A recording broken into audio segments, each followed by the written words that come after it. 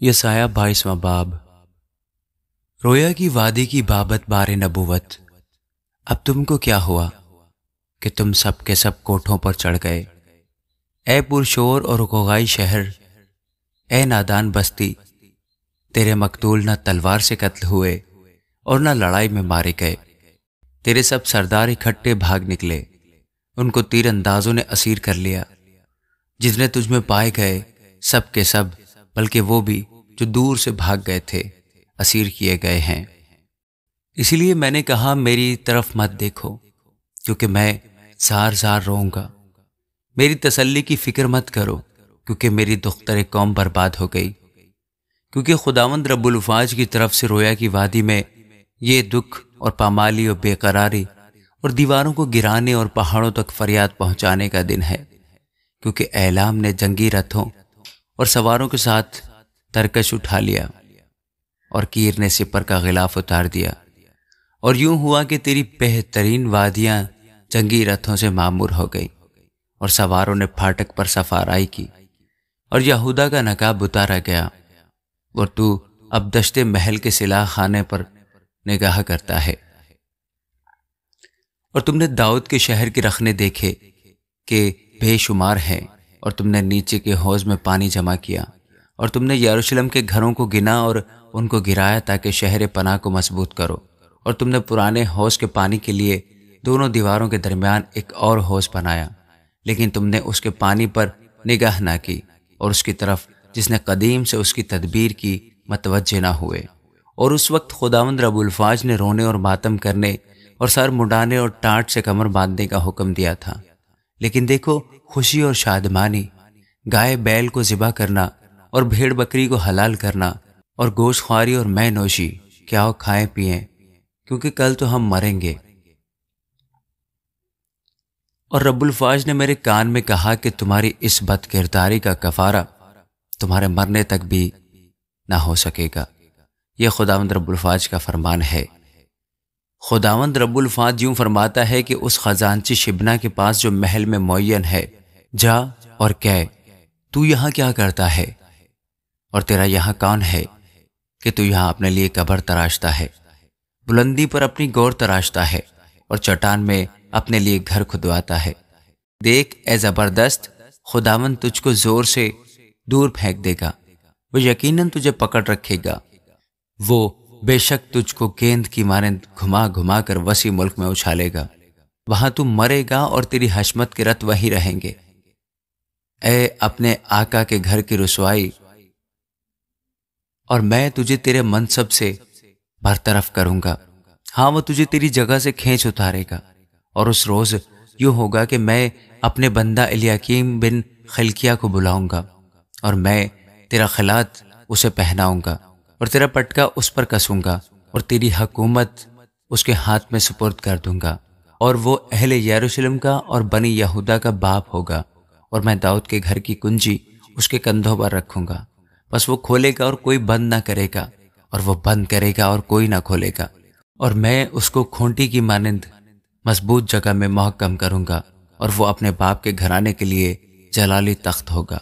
और उसके बाप के खानदान की सारी हशमत, यानी आल औलाद और सब छोटे बड़े बर्तन, प्यालों से लेकर किराबों तक, सबको उसी से मंसूब करेंगे।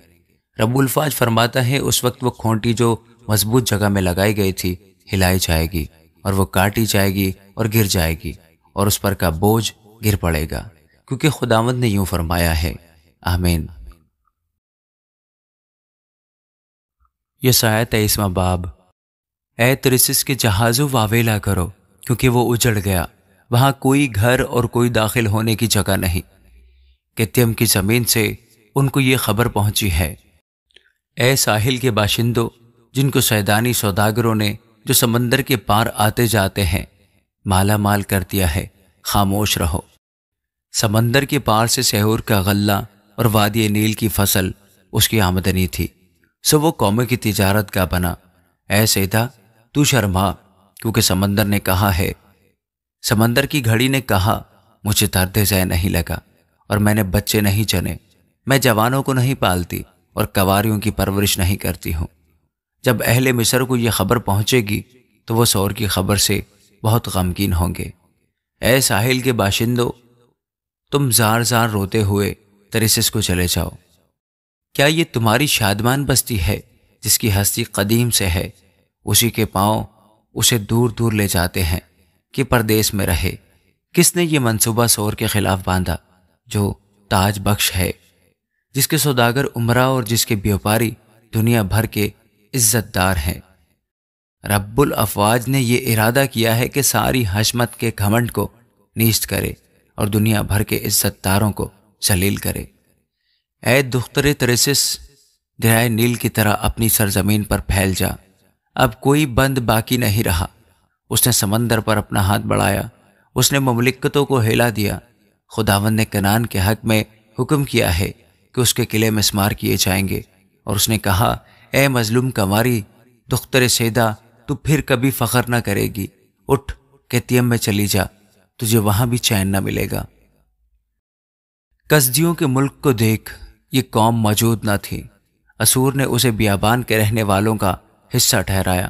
انہوں نے اپنے برج بنائے، انہوں نے اس کے محل غارت کیے اور اسے ویران کیا۔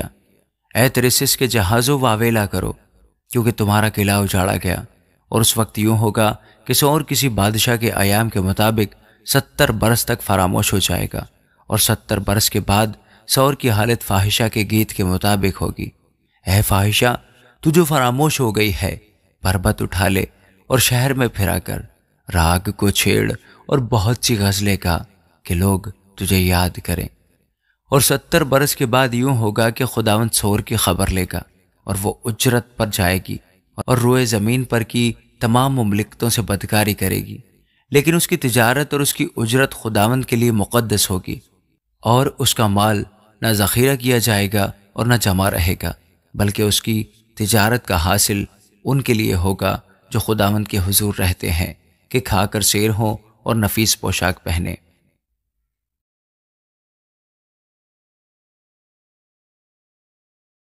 یسایہ 24 باب۔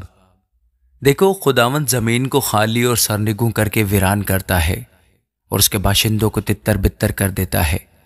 اور یوں ہوگا کہ جیسا ریت کا حال ویسا ہی کاہن کا، جیسا نوکر کا ویسا ہی اس کے صاحب کا، جیسا لونڈی کا ویسا ہی اس کی بیوی کا، جیسا خریدار کا ویسا ہی بیچنے والے کا، جیسا قرض دینے والے کا ویسا ہی قرض لینے والے کا، جیسا سود دینے والے کا ویسا ہی سود لینے والے کا۔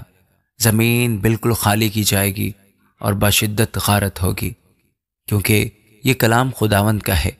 زمین غمگین ہوتی اور مرجھاتی ہے، جہان بےتاب اور پس مردہ ہوتا ہے۔ زمین کے عالی قدر لوگ ناتوان ہوتے ہیں۔ زمین اپنے باشندوں سے نجس ہوئی، کیونکہ انہوں نے شریعت کو عدل کیا، آئین سے منحرف ہوئے، عہد ابدی کو توڑا۔ اس سبب سے لعنت نے زمین کو نگل لیا اور اس کے باشندے مجرم ٹھہرے، اور اسی لیے زمین کے لوگ بھسم ہوئے اور تھوڑے سے آدمی بچ گئے۔ نئی میں غم زدہ اور تاک پس مردہ ہے، اور سب جو دلشاد تھے آہ بھرتے ہیں۔ ڈھولکوں کی خوشی بند ہو گئی، خوشی منانے والوں کا غل و شور تمام ہوا۔ بربت کی شادمانی جاتی رہی، وہ پھر گیت کے ساتھ میں نہیں پیتے۔ پینے والوں کو شراب تلخ معلوم ہوگی۔ سنسان شہر ویران ہو گیا، ہر ایک گھر بند ہو گیا کہ کوئی اندر نہ جا سکے۔ میں کے لیے بازاروں میں واویلا ہو رہا ہے، ساری خوشی پر تاریکی چھا گئی، ملک کی عشرت جاتی رہی۔ شہر میں ویرانی ہی ویرانی ہے، اور پھاٹک توڑ پھوڑ دیے گئے، کیونکہ زمین میں لوگوں کے درمیان یوں ہوگا جیسا زیتون کا درخت جھاڑا جائے، جیسے انگور توڑنے کے بعد خوشہ چینی۔ وہ اپنی آواز بلند کریں گے، وہ گیت گائیں گے، خداوند کے جلال کے سبب سے سمندر سے للکاریں گے۔ بس تم مشرق میں خداوند کی اور سمندر کے جزیروں میں خداوند کے نام کی، جو اسرائیل کا خدا ہے، تمجید کرو۔ انتہائی زمین سے نغموں کی آواز ہم کو سنائی دیتی ہے، جلال و عظمت صادق کے لیے۔ پر میں نے کہا، میں گداس ہو گیا، میں ہلاک ہوا، مجھ پر افسوس۔ دغا بازوں نے دغا کی، ہاں دغا بازوں نے بڑی دغا کی۔ اے زمین کے باشندے، خوف اور گھڑا اور دام تجھ پر مسلط ہیں۔ اور یوں ہوگا کہ جو خوفناک آواز سن کر بھاگے گھڑے میں گرے گا، اور جو گھڑے سے نکل کر آئے دام میں پھنسے گا، کیونکہ آسمان کی کھڑکیاں کھل گئیں اور زمین کی بنیادیں ہل رہی ہیں۔ زمین بالکل اجڑ گئی، زمین یکسر شکستہ ہوئی اور شدت سے ہلائی گئی۔ وہ متوالے کی مانند ڈگمگائے گی اور جھونپڑی کی طرح آگے پیچھے سرکائی جائے گی، کیونکہ اس کے گناہ کا بوجھ اس پر بھاری ہوا۔ وہ گرے گی اور پھر نہ اٹھے گی۔